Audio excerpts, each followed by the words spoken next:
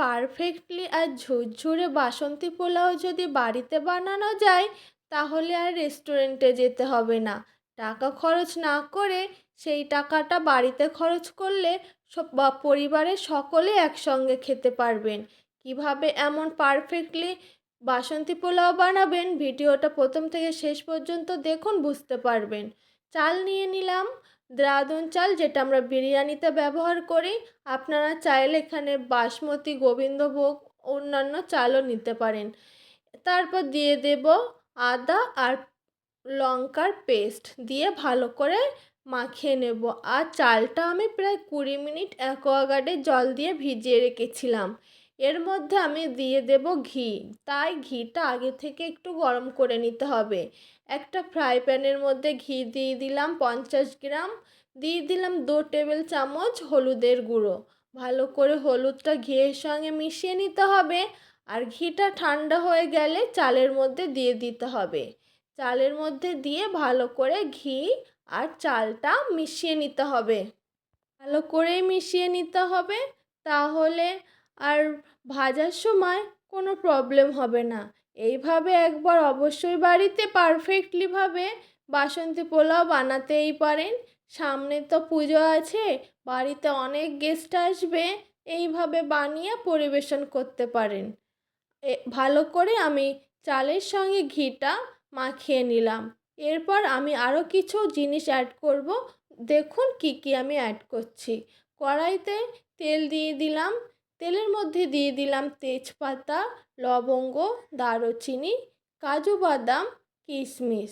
এখানে চাইলে আপনারা আমন্ড বা পেস্তা বাদামও ব্যবহার করতে পারেন।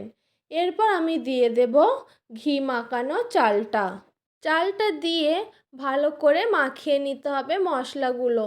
মানে হচ্ছে যে বাদাম, কাজু, কিশমিশ দিয়েছিলাম, ওই তেলটা ভালো করে চালের সঙ্গে মাখিয়ে নিতে হবে। তারপর দিয়ে দেব একটু গরম মশলা। আর গরম মশলাটা দিতে হবে।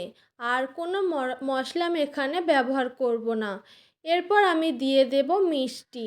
মিষ্টির জন্য আমি এখানে চিনি দিয়েছি। আর আপনারা যে যেমন মিষ্টি খাবেন সেই হিসাবে মিষ্টি দেবেন।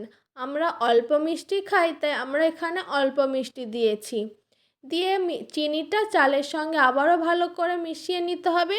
তারপর আমি এখানে দিয়ে দেব গরম জল। গরম জল এই জন্য দিয়েছি, যেহেতু চালটা ভেজানো ছিল, আর গরম জল দিলে তাড়াতাড়ি হয়ে যাবে। আর জলটা কেমন দেবেন, যতটুকু চাল থেকে যেন 1 আঙুল জলটা উপরে ভাসে সেই হিসাবে চাল দিয়ে দিতে হবে। তারপর দিয়ে দিতে হবে স্বাদ মতো লবণ। ঢাকা দিয়ে রান্না করে নিন। কিছুক্ষণ পর আবারও ফিরে এলাম। দেখুন প্রায় আমার হয়ে গেছে। ওই জলটা শুকিয়ে আসলেই আমার তৈরি হয়ে যাবে বাসন্তী পোলাও। আমার তৈরি হয়ে গেছে বাসন্তী পোলাও। এভাবে অবশ্যই একবার বাড়িতে বাসন্তী পোলাও বানাবেন।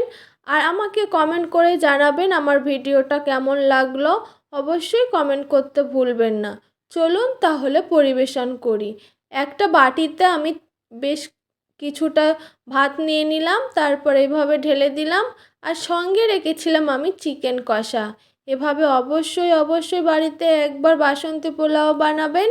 আর ভিডিওটা ভালো লাগলে অবশ্যই একটা লাইক করবেন, কমেন্ট করবেন আর বন্ধুদের শেয়ার করবেন।